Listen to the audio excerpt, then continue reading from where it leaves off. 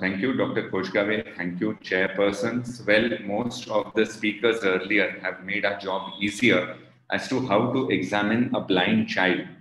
So we know the visual milestones for a normal child, that soon after birth, a child can fix and follow a light source. By 1 month, the fixation can become central, steady, and maintained. By 3 months, the child's eyes follow moving light of the face. By 6 months, they can reach out accurately for toys. By 9 months, they can look for hidden toys. By 2 years, picture matching. And by 3 years, we can have letter matching. And by 5 years, a Snellen chart can be used. So we can use the same thing when we want to think of a blind child. And we just want to have a quick look at the child's vision. Now, normal visual development sees a rapid increase during the first year of life, and binocular vision appears by the 6 months of life. So, the early period is the critical period because 75% of the tasks that a child learns is from visual clues. So, for a child whom we think is blind, ask for present illness. If the child is blind, the onset of blindness, nystagmus, photophobia, eye roving, if there is poking, history of seizures, because all of these are important. And you, of course, think of past history, treatment, surgery, systemic illnesses, developmental milestones, and if there is any family history of ocular and systemic disease. Now, for infants and earlier speakers, Dr. Tejaswani, Dr. Beke have gone through this.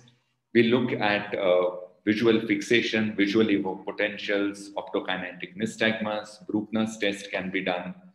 We can look for good pupillary response, fixation behavior. So we think a child is blind, but then first we have to be sure 100% that we have seen and done all the tests. And forced choice preference gives optimum response after 12 months. So we know in toddler, we can do a Cardiff card. For a preschooler, HOTV, LIA, and Cardiff. And for school going, again, we can have Snellen's or Logmark. And also ask for functional vision. What the people see. Do they think that this child is able to see? Can the child do activities? So the purpose is to provide information about the use of vision to plan training.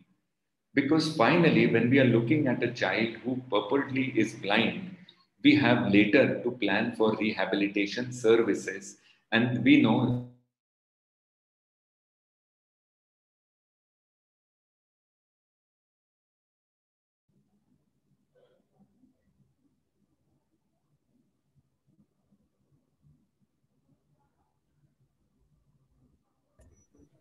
Hello.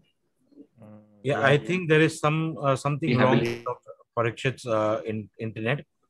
So I think we can just wait for a couple of seconds so that he can resume back. Is that okay with everybody? Yes, yes.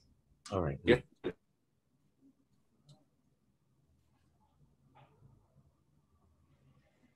So we can put the timer on pause. Yeah, Dr. Parikshit, are you good to go again?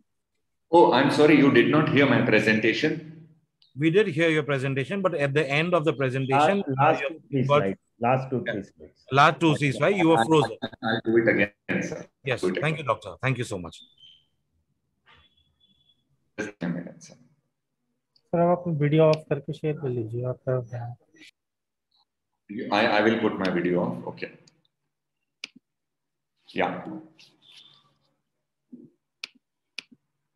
One is we have been through this. The earlier speakers have said how to assess vision of a toddler, Cardiff cards, a preschooler by HOTV or LIA, and of course for a school-going child, a Logmark or a Snellen's is the best. But along with this, we also have to think of functional vision. You know, what is it that the people see? How can they see this child? Do they see this child using its vision under various conditions? And the purpose is to provide information about the use of vision to plan training to enhance visual skills. Because when a child comes to us as pediatric ophthalmologists for examination, one, we must measure vision. If we think vision is not measurable, we have to be sure that the child is blind, that the child's vision is less than 3 meters or 1 meter.